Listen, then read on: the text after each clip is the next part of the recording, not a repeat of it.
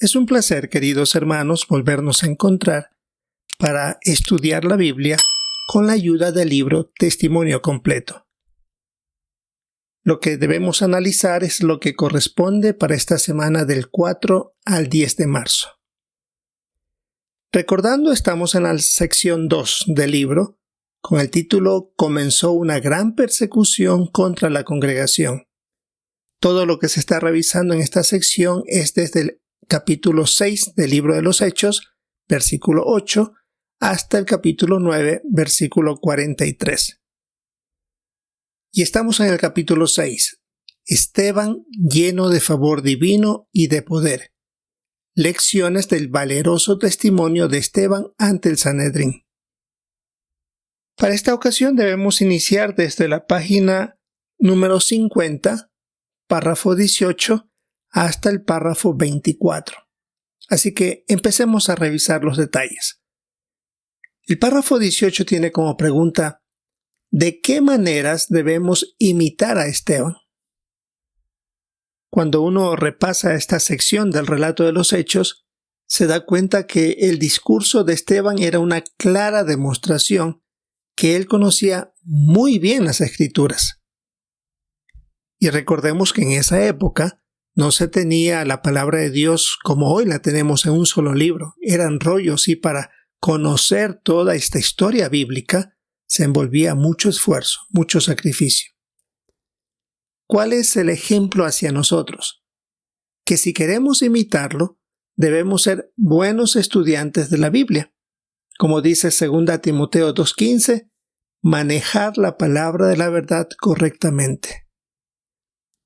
Otra cosa, para hablar al auditorio que tenía Esteban, debía buscar un terreno en común de cosas muy importantes para ellos, aunque no estaban dispuestos a aceptar lo que él decía, pero Esteban procuró hacer eso. Otra situación también que nos enseña es Hechos 7:2, que a estos ancianos les llamó padres, dándoles el debido respeto aunque estaban equivocados en su manera de pensar y de actuar. De la misma manera, nosotros también queremos llevar la verdad de la palabra de Dios con apacibilidad y profundo, aunque la persona con quien estemos hablando no actúa de la mejor forma. Veamos el párrafo 19. ¿Qué mensaje de juicio transmitió Esteban con valor? Bueno, con todo lo que él expuso ante ese auditorio muy, pero muy hostil, él se dio cuenta que ellos eran tan insensibles que no iban a cambiar de opinión. Porque ellos ya tenían una meta: acabar a este joven Esteban. Por lo tanto, movido por el Espíritu Santo, él terminó su discurso diciéndoles con valor que eran iguales a sus antepasados, que rechazaron a los profetas, incluyendo a personajes históricos bíblicos como José y Moisés, que ellos tenían cierto respeto, pero que aún así habían tomado decisiones en contra de otros profetas, y por eso estaba él dispuesto a decir la verdad, aunque sea ya sus últimas acciones. Veamos ahora el subtítulo: Señor Jesús, recibe mi espíritu. Lo que analizaremos está en Hechos 7:54 al capítulo 8, versículo 3. Los párrafos 20 y 21. ¿Cómo reaccionaron los jueces y de qué manera le dio Jehová fuerzas y valor a Esteban? Bueno, por las verdades que Esteban les dijo, estos jueces se llenaron de furia, y Esteban sabía lo que se le venía encima, que lo iban a tratar con tanta crueldad como a su Señor Jesús lo habían tratado poco tiempo antes. A pesar de toda esta situación, Esteban recibió fuerzas de parte de Jehová al permitirle en una visión observar lo que estaba sucediendo en los cielos, ver la gloria de Jehová y a Jesús de pie a la derecha. Es interesante que esta expresión tiene que haber recordado a estos jueces, cuando tuvieron a Jesús delante de él, que le estaba indicando que al morir estaría luego a la derecha de su Padre. Y Esteban justamente mencionó eso, que veía a Jesús a la derecha de Dios. Por eso, al final de todo esto, llevaron a Esteban para matarlo a pedradas. La nota que tenemos al final del párrafo 21 indica que bajo las leyes romanas, lo más probable es que el Sanedrín no tuviera autoridad para ordenar ejecuciones. Pero se podría decir que él murió. En el caso de Esteban se podía decir que él murió linchado por una manada enfurecida. Si vemos aquí en nuestro formato digital, tenemos aquí la ilustración de lo que estaba sucediendo. En nuestra publicación de papel tenemos esta ilustración en la página 46. Y ahí observamos la reacción que tenían estos hombres.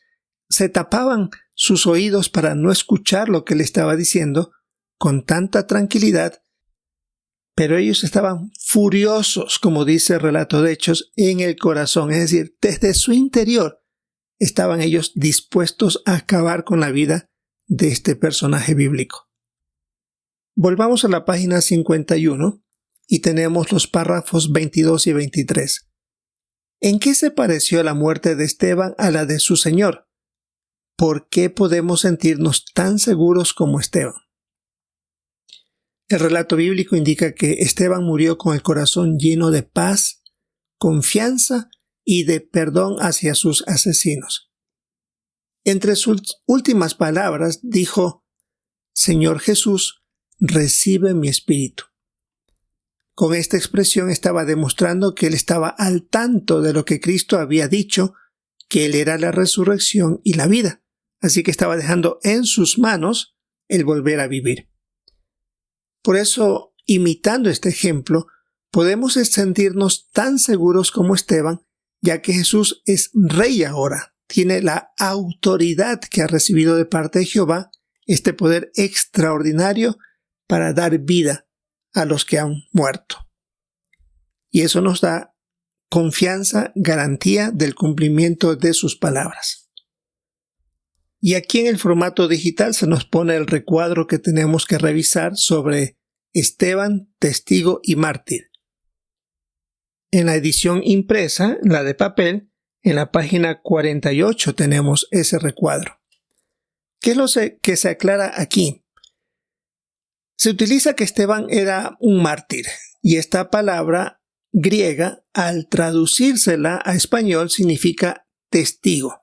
Es decir, alguien que ha presenciado algún hecho, que está hablando a favor o testificando lo que ha visto o escuchado.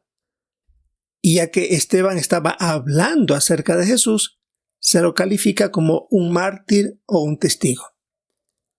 En nuestros días, algunos cristianos sufren oposición, detenciones, palizas e incluso la muerte por dar testimonio de la verdad. Por lo tanto, se convierten en testigos o en mártires.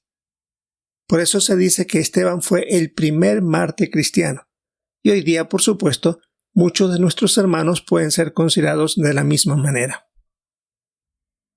Volviendo a la página 51 tenemos el párrafo 24. ¿Cómo colaboró Saulo en el asesinato de Esteban? ¿Y qué efectos a largo plazo tuvo la muerte de este fiel discípulo? El relato bíblico de Hechos 22 indica que, siendo joven, Saulo fue el encargado de vigilar los mantos de los que lanzaron las piedras, así que apoyó, participó de esa manera. Más tarde, él empezó a perseguir cruelmente a los cristianos. Pero en vez de ser desanimados, los cristianos de esa época tuvieron valor, fuerzas para mantenerse fieles hasta la muerte. Después de un tiempo, según el relato de 1 Timoteo 1, él reconocía que era un blasfemo, perseguidor e insolente. Por lo tanto, se arrepintió de haber participado en el asesinato de Esteban y otras acciones más contra los cristianos del primer siglo. Y es interesante que también, según el relato que menciona este párrafo, Pablo dio en sus discursos expresiones parecidas a las que Esteban dio delante del Sanedrín. Así que sin duda le quedó muy bien grabada la situación que pasó con este cristiano. Sin duda, así como Esteban afectó a Pablo en su personalidad, en lo que hizo y en lo que luego enseñó, también a muchísimos más de esa época consiguió Esteban hacerlo. Así, queridos hermanos, ahí tenemos entonces un breve resumen de lo que tenemos que repasar en nuestro estudio bíblico de congregación para esta semana del 4 al 10 de marzo. Penosamente fue un excelente ejemplo Esteban, aunque le tocó morir, pero nos dio muchos detalles que la Biblia contiene por las expresiones de Esteban que no aparecen en otras partes. Así que fue utilizado por el Espíritu Santo y eso nos dejó un ejemplo para que nosotros podamos imitar y sacar algunos puntos para aplicarlo en nuestra vida personal. Esperamos disfrutar de nuestra reunión de entre semana, participar en el estudio bíblico de congregación y siempre preste atención a los comentarios de nuestros hermanos. Si es la voluntad de Jehová, esperamos encontrarnos en una próxima oportunidad.